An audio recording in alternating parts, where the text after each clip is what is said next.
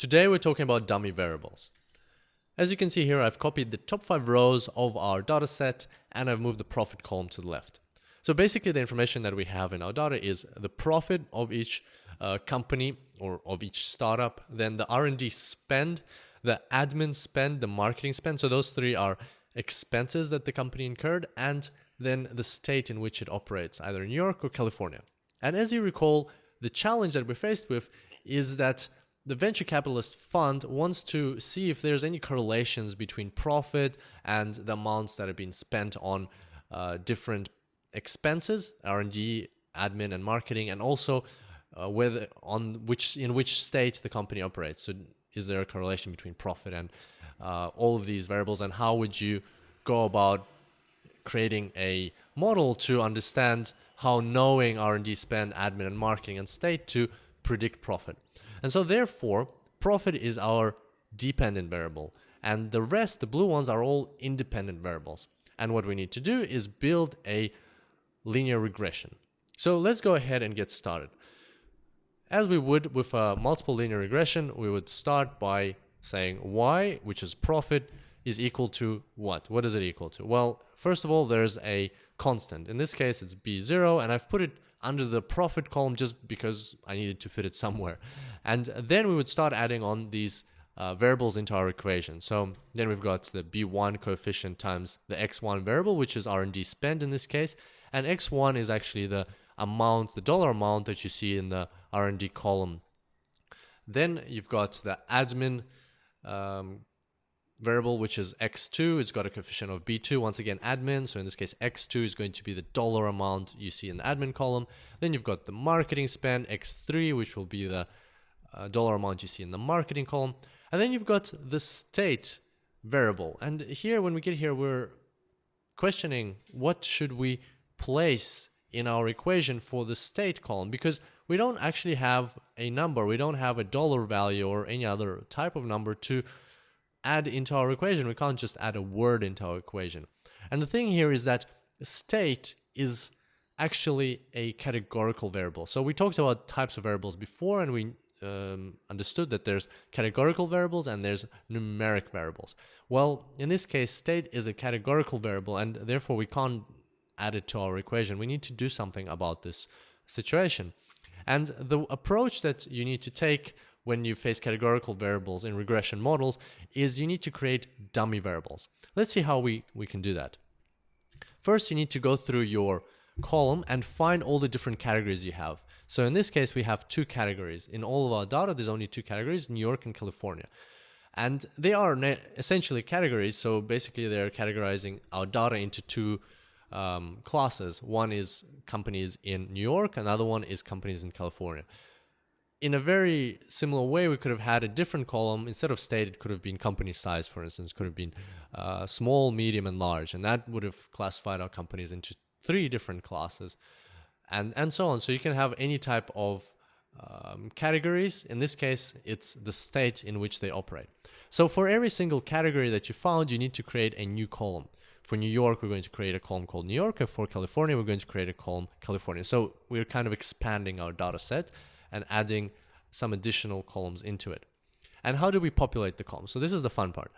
To populate these columns, let's start with the New York column. You need to find all of your rows where state actually says New York. And you need to, for those rows, you need to put a 1 in the New York column.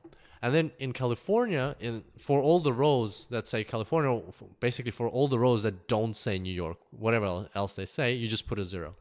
And then for California, for the column California, you do the same thing. Wherever a row says California in the state column, you place a 1 in the California column. And for any other values in the state column, you place a 0 in the California column. And so you end up with a data set like this. And these 2 new columns are called dummy variables. And building your regression model from here is very simple. All you have to do is use the New York column, and you're going to be using it instead of state, so you're not going to be using state anymore. And basically you add a variable which is B4 times D1. And D1 in this case is your dummy variable for New York. And you don't use the California column either.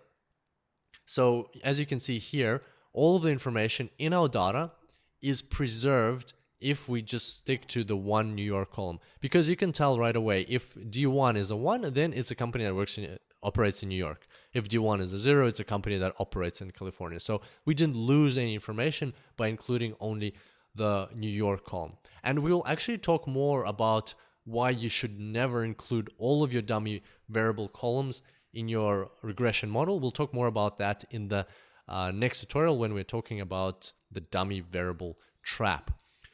But for now, I would like to discuss two things. So first of all, the New York column, or all of the dummy variables, they work as switches. In this case, let's look at the New York column, which we're including in our regression. It works like a light switch. So if it's a 1, then you know that this company is in New York. If it's a 0, so off in this case, in the case of the picture, then you know that the company doesn't work in New York.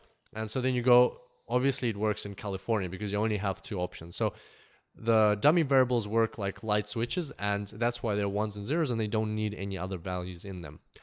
And the second thing is that when you look at this approach, it might seem biased. So we are including a variable for New York, and there's a coefficient for New York. So we basically have this benefit of having a coefficient in our equation for New York, which is B4.